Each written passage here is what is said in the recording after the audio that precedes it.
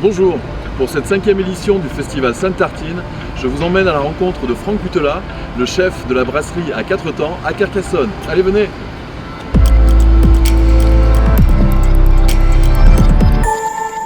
Bonjour Franck. Bonjour. Merci de nous recevoir dans votre restaurant, les 4 temps à Carcassonne. Ouais.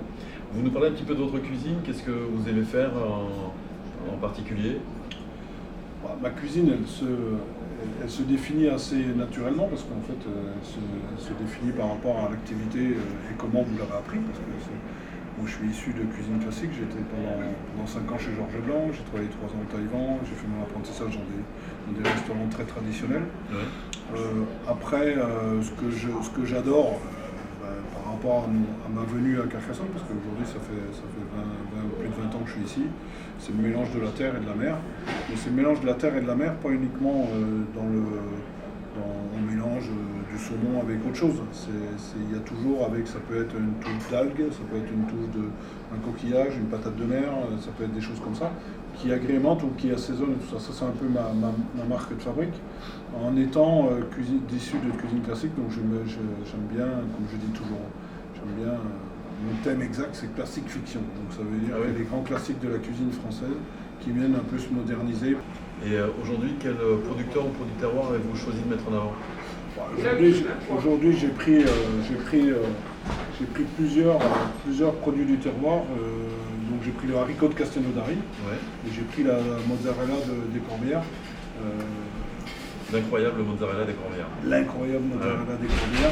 Et aujourd'hui, quelle tartine allez-vous nous préparer? Donc la tartine, la fameuse tartine de haricot de Castelnaudary avec la mozzarella des Corbières. Qu'on retrouve dans votre livre. Exactement, qui a été un peu modifié déjà, parce que le livre a 1 an et demi, mais elle a déjà évolué, parce qu'il évolue comme la cuisine évolue. Donc tout ça fait que, voilà, je dis toujours que c'est la tartine du dimanche soir. Je peux vous dire que j'ai hâte de la découvrir. Je vous propose qu'on aille en cuisine tout de suite. Avec plaisir. Allez. Donc on va commencer par le pain. Donc là le pain, on enlève la croûte du pain parce que la croûte est très difficile à aplanir. En fait on va donner une pellicule très fine sur le pain. Donc là on a pris un pain de campagne. Après on peut prendre... tous les pains peuvent être faits, on peut prendre un pain aux céréales. Nous on trouve que l'acidité du pain de campagne marchait très bien avec l'équilibre de la mozza et du haricot. Donc en fait c'est très sympa, on fait ça tout doucement et on n'est pas obligé de l'écraser comme un fou. On fait ça avec délicatesse. Voilà. Et là, en fait on va fermer en fait les alvéoles de pain qui sont dedans. Donc au niveau du montage, donc on reprend nos 2 tartines qu'on juxtapose juste comme ça, voilà, on laisse pas la fente. Là on vient tartiner avec notre farce fine, donc juste le blanc de volaille salé, un tour de moulin, vous montez à la crème et après vous passez au chinois tamine. Donc là j'ai fait ma petite, alors j'appelle ça une tartufata, c'est un mélange de duxelles de champignons. Donc c'est tout simple, c'est les champignons qui sont cuits avec, alors généralement on met toutes nos parures de truffes, quand on lave les truffes et qu'il y a des morceaux qui sont tombés, on met toutes nos parures.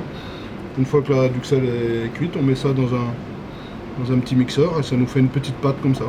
Après on va arriver avec nos haricots confits, donc vous avez vu les petits haricots confits à la sauge. C'est fait en amont parce que c'est long, donc c'est haricots blanchis, départ eau froide avec une garniture aromatique.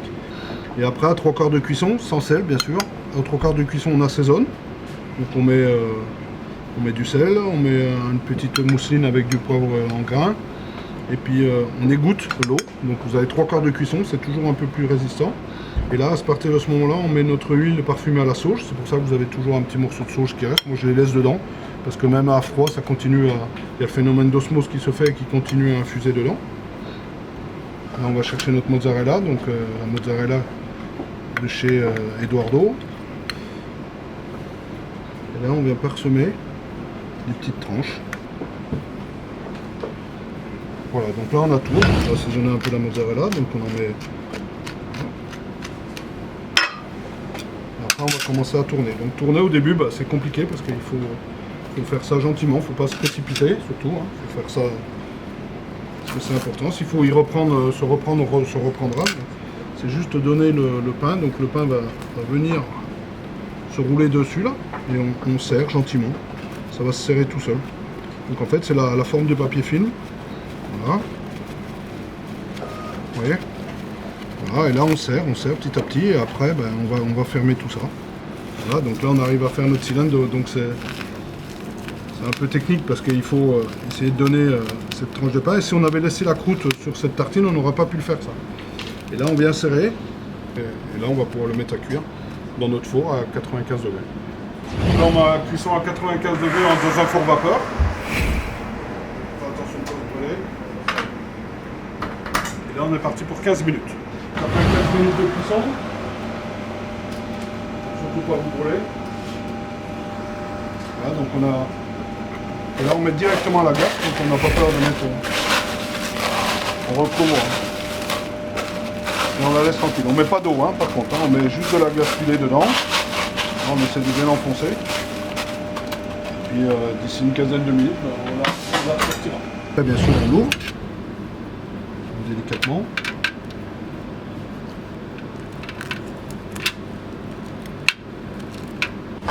Donc là on prend notre petite poêle avec un peu de beurre clarifié. Et là on y va délicatement. Vous voyez ? Et on va la tourner délicatement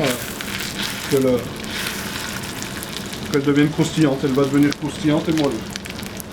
Faut pas hésiter surtout à bien démarrer la cuisson assez forte. Le but c'est de bien la colorer pour qu'elle devienne appétissante. Et là on les goûte. Voilà, le pain est devenu croustillant, vous voyez. Donc pour le dressage, donc moi je récupère toujours un peu de... Vous allez comprendre pourquoi, un peu de duxelles avec la truffe, parce que ça évite que, comme elle est ronde, ça évite qu'elle bouge. Voilà, quand on est au service, il n'y a plus de soucis. Et après, donc au niveau de la truffe, moi je vais faire juste un rail dessus là. Un peu de fleur de sel, tour de moulin sur le truc, parce que toujours bien assaisonné. Quelques feuilles de roquette. Voilà, et là c'est prêt à déguster et on y va gaiement.